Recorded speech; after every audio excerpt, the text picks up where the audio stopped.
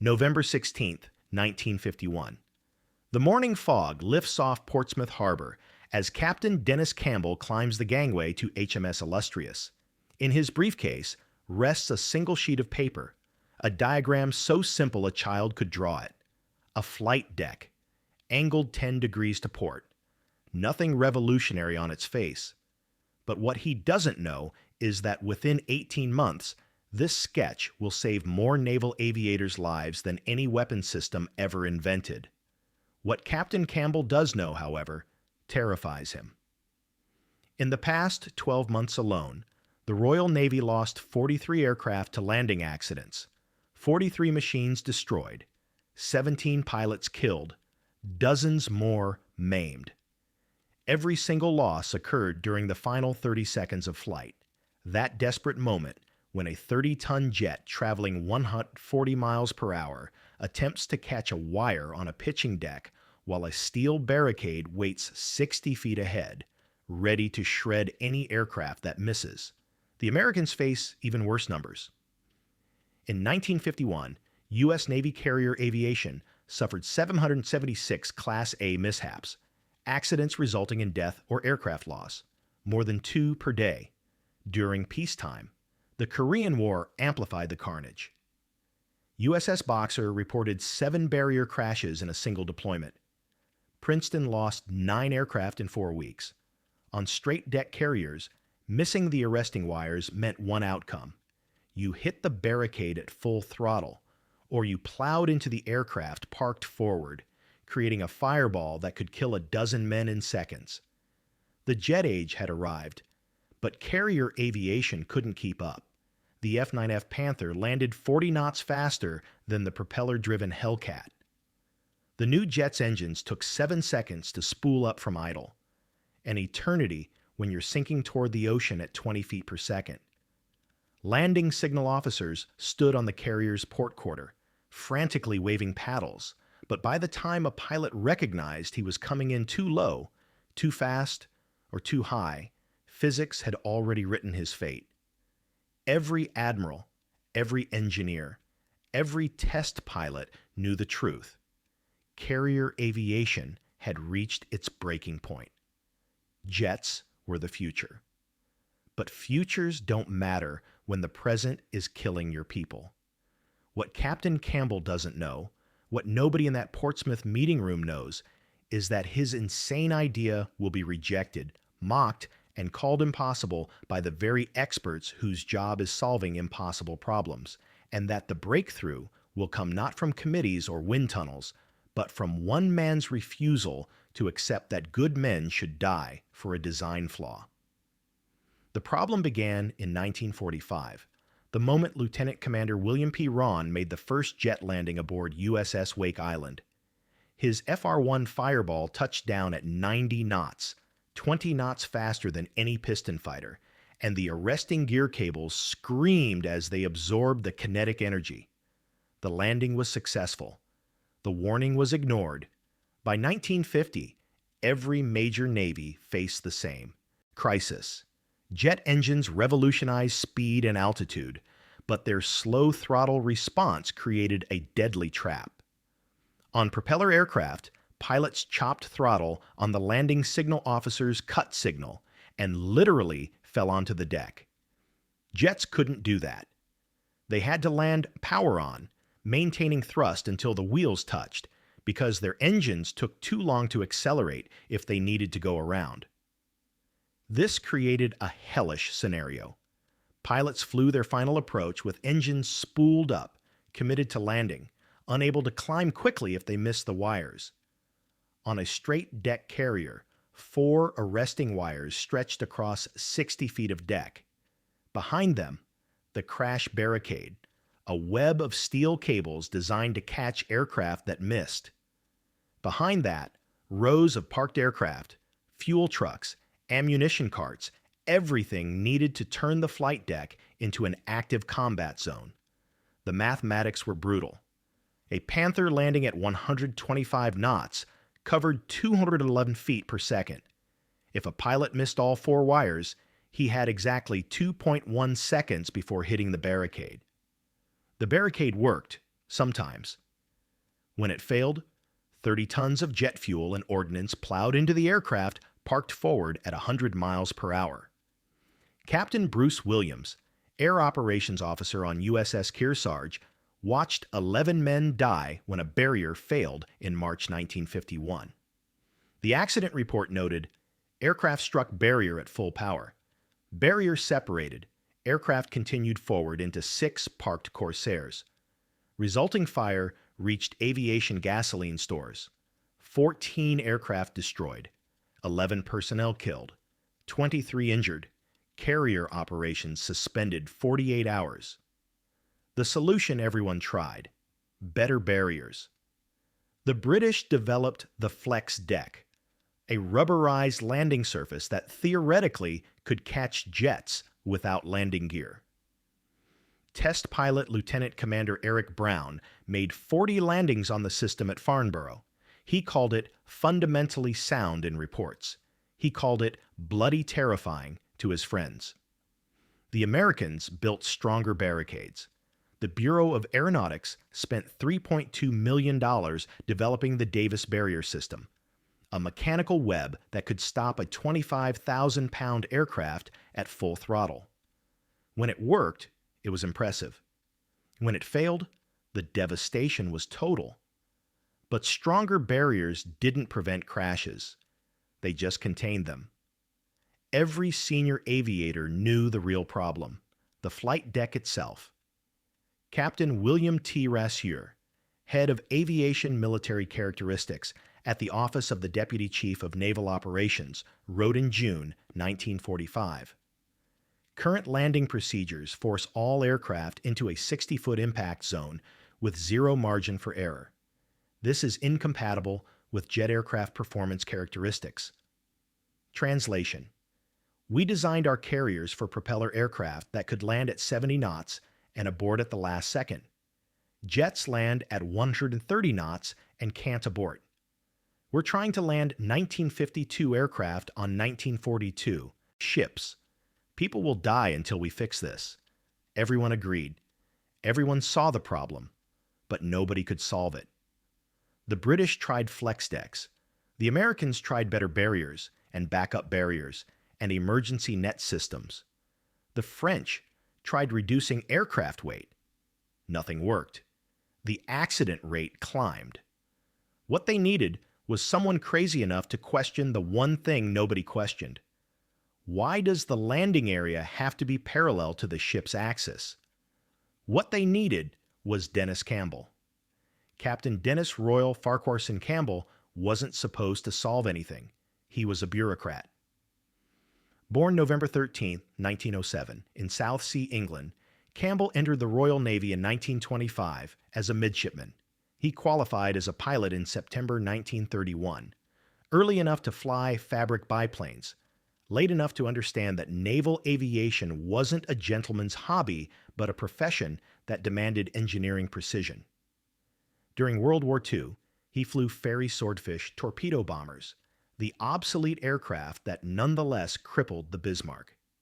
He earned the Distinguished Service Cross. Nobody called him a genius. Nobody called him a visionary. After the war, the Admiralty assigned him to the Ministry of Supply as Deputy Chief RN Representative, a desk job managing technical liaison between the Navy and civilian contractors. He had 0 engineering credentials, no advanced degrees. His job was paperwork, tracking development schedules, attending coordination meetings, signing requisitions. But Dennis Cambell had one quality that credentials can't teach. He couldn't ignore dead pilots. In 1951, he attended the funeral of Lieutenant Michael Mick Lithgow, a test pilot killed when his jet hit the barricade on HMS Implacable. Lithgow had been Campbell's student, 23 years old. Perfect approach, perfect speed, but he'd floated 6 feet too far and missed the wires. The barricade failed. Lithgow's aircraft disintegrated. His widow was 5 months pregnant. Campbell stood at that graveside and later told his deputy, Lieutenant Commander Nick Goodhart, "This is insane. We're murdering them with our own equipment. A pilot does everything right, and still dies because 60 feet isn't enough margin for error. There has to be another way. Goodhart expected nothing more. Officers say things like that at funerals. But Campbell kept obsessing. He pulled accident reports. He interviewed LSOs. He studied landing patterns. He wasn't an engineer, so he did what non-engineers do. He drew pictures. The revelation came during a train ride from Portsmouth to London. Campbell sketched carrier decks in his notebook, trying to visualize how to give pilots more room. If you can't make the landing area longer, make it wider. If you can't make it wider because the ship has a fixed beam, angle it. Angle it. He drew a flight deck canted 10 degrees to port. Now the landing zone didn't end at the barricade. It ended in open water. A pilot who missed the wires could shove his throttle forward, climb away, and try again. No barricade, no parked aircraft, no catastrophic collision, just air, an ocean, and a second chance. The idea was so simple it felt stupid, which meant either he'd discovered something brilliant or he'd overlooked something obvious that every real engineer already knew. On August 7, 1951, Captain Dennis Cambell convened a meeting at the Ministry of Supply. In attendance, Louis Boddington, Director of Naval Air Department, Farnborough, Rear Admiral M.S. Slattery, Chief of Naval Research, and 6 senior aviation engineers. Campbell opened his briefcase and showed them his sketch. The room erupted. That is completely illegal. Commander James Rigby, Senior Flight Operations Specialist, didn't raise his voice. He didn't need to. His words hit like a pronouncement from physics itself. The International Air Navigation Convention requires all flight operations to align with vessel axis. What you're proposing violates a maritime aviation law written after 15 years of carrier operations. This isn't innovation, Captain. It's amateur nonsense. Campbell had expected resistance. He hadn't expected condescension. Rigby continued. You're asking pilots to land across the ship's natural motion. Carriers pitch and roll around their keel. An angled deck means pilots approach at an angle to that motion. They'll be fighting drift constantly. The landing area will be moving underneath them in ways they can't anticipate. You'll increase crashes, not reduce them. Lieutenant Commander Goodhart started to respond, but Louis Boddington, the civilian engineer from Farnborough, held up his hand. Show me the math. Rigby blinked. I beg your pardon? The math, Boddington repeated. You say pilots will fight drift. Calculate it. An 8-degree angle on a deck, moving through 12-degree rolls. What's the differential drift over a 30-second approach? Silence. Boddington looked at the other engineers. Anyone? Nobody spoke. Then we test it, Boddington said. Captain Campbell, the Royal Aircraft Establishment at Farnborough has a painted outline runway. We can paint an angled deck outline on HMS Triumph's flight deck in 1 week. We run simulated touch-and-go approaches. If the drift problem is real, we'll measure it. If it's theoretical catastrophizing, we'll know that too. Rear Admiral Slattery leaned back. Louis, you understand that if you paint an angled deck on Triumph and pilots start crashing, you're ending both your career and Captain Campbell's. Noted, sir. And if it works? Boddington smiled. Then we stop killing pilots who did everything right. The tests began September 1951. HMS Triumph left Portsmouth with an angled deck painted in white outline across her axial flight deck. Not a structural modification, just paint. For 3 weeks, Navy pilots made touch-and-go approaches, pretending the painted line was a real deck edge. The drift problem Rigby predicted didn't exist. Pilots adapted in 2 landings. What they discovered instead was freedom. Lieutenant Peter Chilton, one of the test pilots, later wrote, I came in too high, floated past the wires, and for the first time in my career, I wasn't terrified. I just poured on power and climbed away. No barrier waiting to kill me, no aircraft ahead, Just clean air and a second chance. I felt like I'd been given my life back. By October, the painted deck trials proved the concept worked. Now came the hard part, convincing everyone else. Because HMS Triumph was British. The carrier with the biggest problem, the carrier whose pilots were dying at twice the Royal Navy's rate, was American. And the U.S. Navy didn't take kindly to British officers telling them how to land planes. September 14, 1951. U.S. Naval Air Test Center, Patuxent River, Maryland. Lieutenant Commander Eric Brown stands in front of 40 American test pilots and feels every eye in the room calculating whether to trust him. Brown is the Royal Navy's chief test pilot, the man who's landed more aircraft types than anyone in history. He holds every British naval aviation record that matters, and right now, none of that matters, because he's about to tell the U.S. Navy that their carriers are designed wrong. Gentlemen, Brown begins, in the past 12 months, how many of you have hit the barricade? 7 hands go up, then 12, then 15. How many of you know someone who died hitting the barricade? Every hand goes up. Brown opens his briefcase. I'm going to show you something the Royal Navy is testing. It's going to sound insane, but I've made 63 landings on it, and I'm standing here instead of being scraped off a deck, so I'm asking you to hear me out. He pins Campbell's diagram to the wall.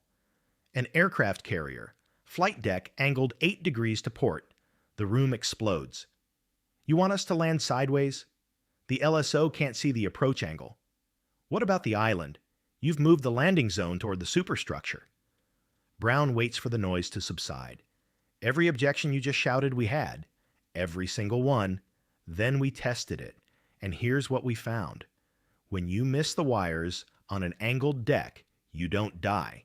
You throttle up and go around. Simple as that.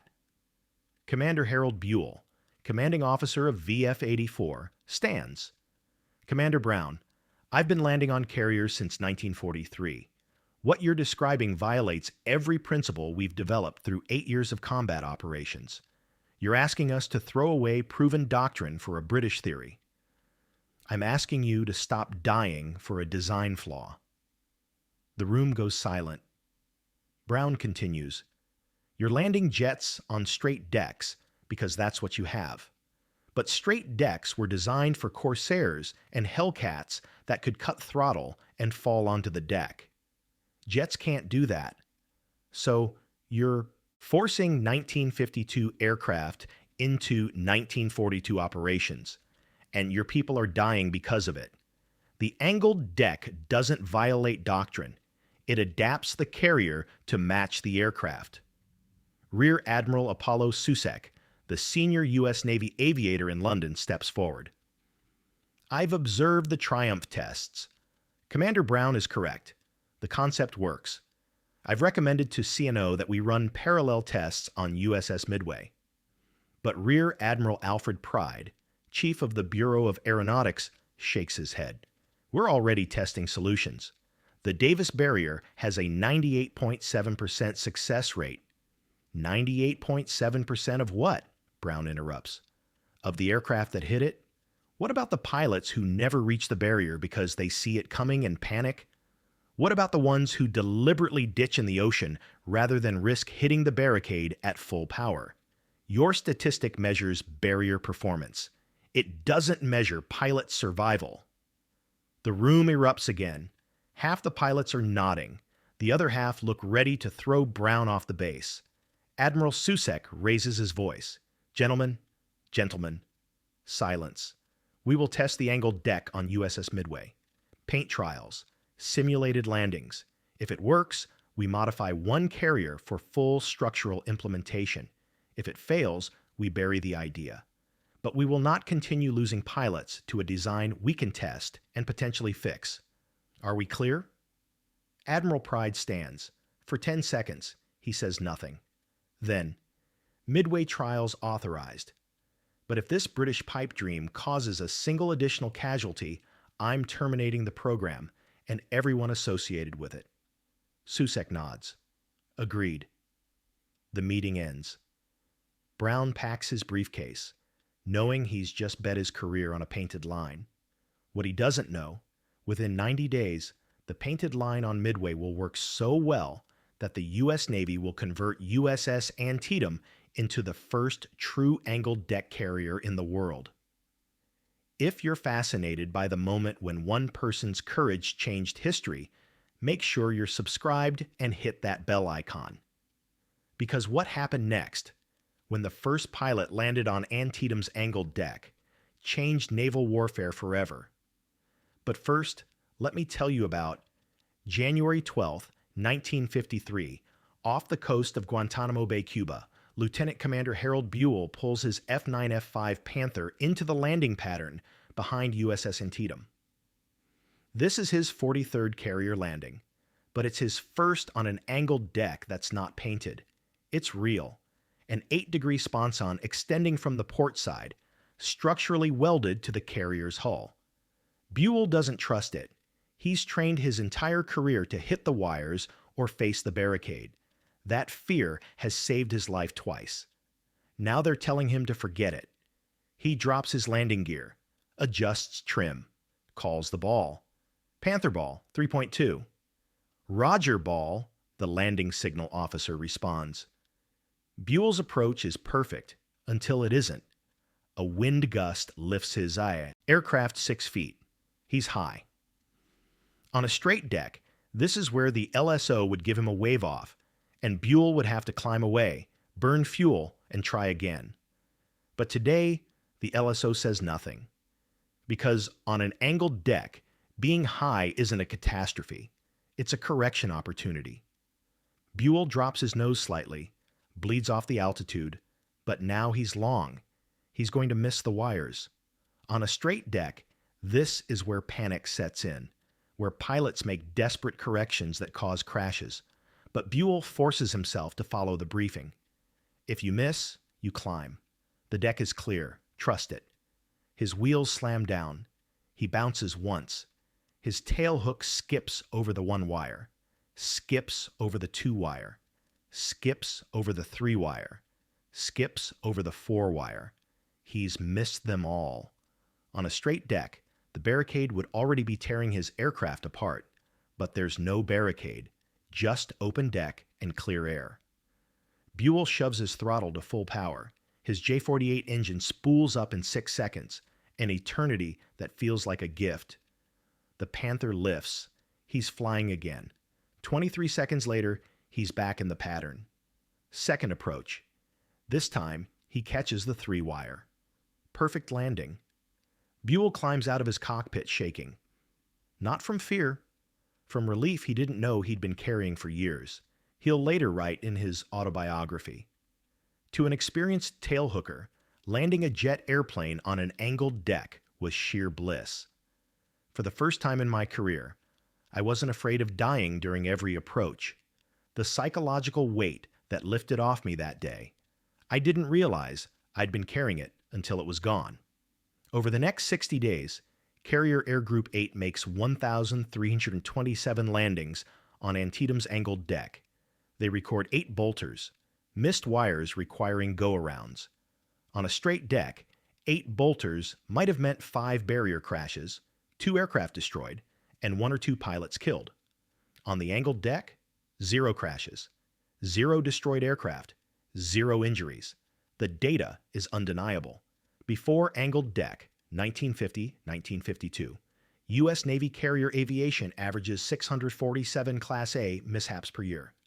Landing accidents account for 52% of all losses.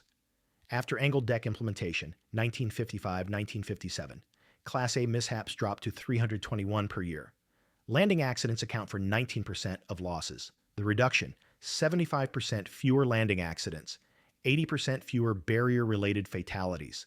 But statistics don't tell the human story. Lieutenant James Davidson does. On March 8, 1953, Davidson brings his damaged Panther back to Antietam. Hydraulic failure. No flaps. Landing speed 20 knots too fast. On a straight deck, he would have ditched in the ocean rather than risk a barrier crash at 145 knots. but Antietam has an angled deck. Davidson makes 4 approaches, misses the wires on every attempt. On the 4th try, he catches the 4-wire doing 142 knots, the fastest successful carrier landing recorded to that point. His aircraft stops with 11 feet of deck remaining. He writes to Captain Campbell 6 months later, "Sir, I never met you, but I'm alive to write this letter because you had an idea everyone said was impossible. My daughter was born last month. I got to be there because you refused to accept that good pilots should die for bad design. Thank you doesn't cover it, but thank you." The British implement angled decks on Ark Royal in 1955. The French convert Clemenceau. The Australians modify Melbourne. By 1957, every major aircraft carrier in the Western world either has an angled deck or is being retrofitted with one. The Soviets initially reject the concept. In 1959, after a series of catastrophic landing accidents on their straight-deck carrier Varyag, they quietly implement it. Soviet naval records, declassified in 1993, show landing accidents dropped 68% within 6 months. But the most powerful testimony comes from pilots themselves. Captain John Moore, who flew combat missions over Vietnam from USS Coral Sea. "I made 947 carrier landings between 1954 and 1973. I boltered, missed all the wires 62 times. On a straight deck, that's 62 potential barrier crashes, 62 chances to die or kill the sailors working forward. Instead, I just climbed away and tried again." Every pilot my age has a moment when we think about the friends who died in the 50s hitting barricades. We're alive because Dennis Cambell drew a line on a piece of paper and refused to shut up about it. By 1975, the angled deck is so universal that young pilots don't even know carriers used to be designed differently. It's not an innovation anymore. It's just how carriers work. The revolution is complete when it becomes invisible. The angled deck saved thousands of lives, but Dennis Cambell never sought fame for it. In fact, what he did after the breakthrough might surprise you even more. But before we get to that, if you know a veteran or someone who loves military history, share this video with them. These stories matter. Now here's what happened to the man who changed carrier aviation forever. Captain Dennis Cambell never gave a press interview about the angled deck. He was promoted to Rear Admiral in 1954. He attended the ceremonies when HMS Ark Royal launched, the first carrier in the world designed from the keel up with an angled deck. Reporters asked him for comments. He directed them to Louis Boddington and the engineers at Farnborough. When the U.S. Navy invited him to the commissioning of USS Forrestal in 1955, the first American supercarrier, equipped with angled deck, steam catapults, and optical landing aid, Campbell sent his regrets. He was attending a funeral for a Royal Navy lieutenant killed in a training accident. Not a carrier accident, a helicopter crash, unrelated to anything Campbell had worked on.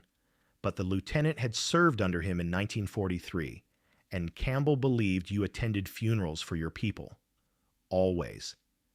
In 1957, the Admiralty awarded him the CBE, Commander of the Order of the British Empire, for services to naval aviation.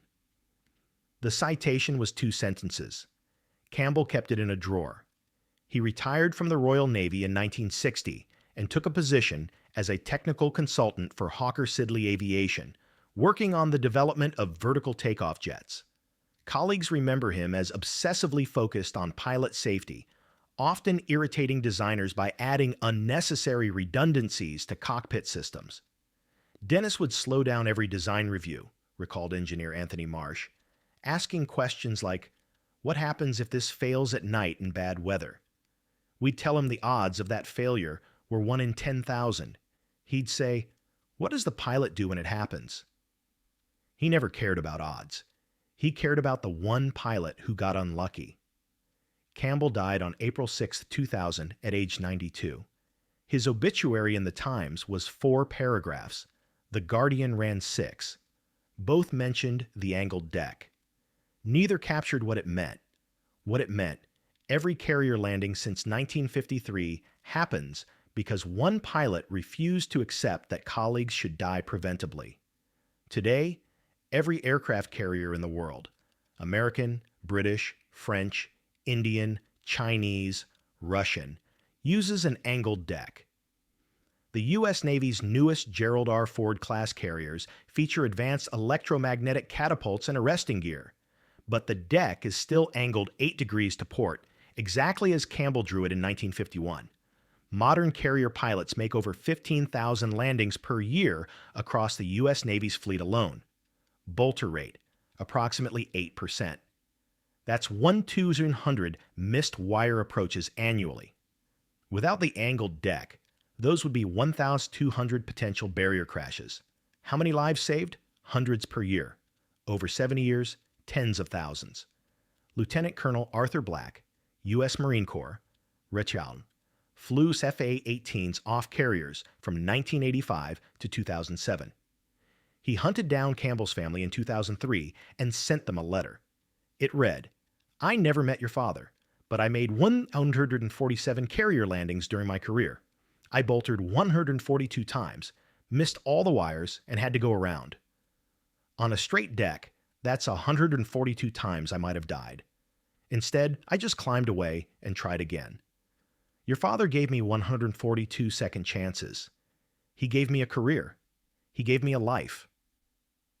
On behalf of every carrier pilot who lived because of him, thank you. Dennis Cambell never responded to that letter. He'd been dead 3 years, but his son framed it, because his father never kept his own awards, but he would have kept that. The lesson: some breakthroughs don't come from the experts. They come from the person who refuses to accept "that's how we've always done it" as an answer. Captain Campbell wasn't an engineer. He wasn't a test pilot. He was a bureaucrat who couldn't ignore dead friends, who had the audacity to draw a simple line on paper and ask, why not? The angled deck saved more lives than any Medal of Honor recipient. It revolutionized naval warfare more than nuclear power or guided missiles. But it didn't come from committees or laboratories. It came from a train ride, a notebook, a sketch, and the refusal to shut up when everyone said it was impossible. That's the real story. That's why it matters. Because the next Dennis Cambell might not be an admiral or an engineer, might not have credentials or degrees, might just be someone who sees a problem everyone accepts and refuses to accept it. History doesn't always belong to the loudest voices or the highest ranks. Sometimes it belongs to the one person who won't let good people die for a bad design.